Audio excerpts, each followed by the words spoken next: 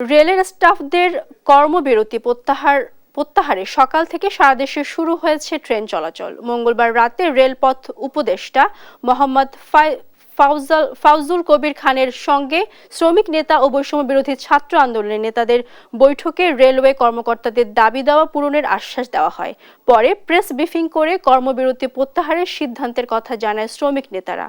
রাত 2:30টার দিকে ধর্মঘট তুলে নেওয়ার পর শুরু হয় ট্রেন চলাচল।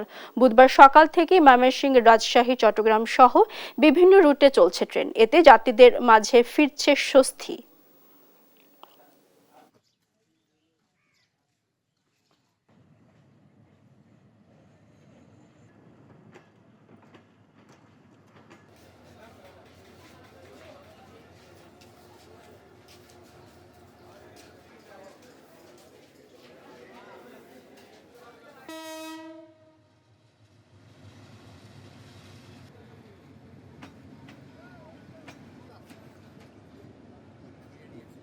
আজকে অবশ্য ট্রেন ছাড়ছে, বাইরে উঠে গেলে আমার অনেক খরচ।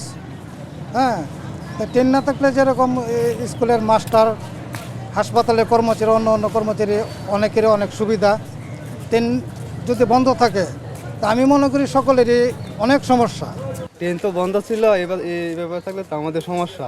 এখন চালু হয়েছে, আমাদের যাতায়াত করতে সুবিধা।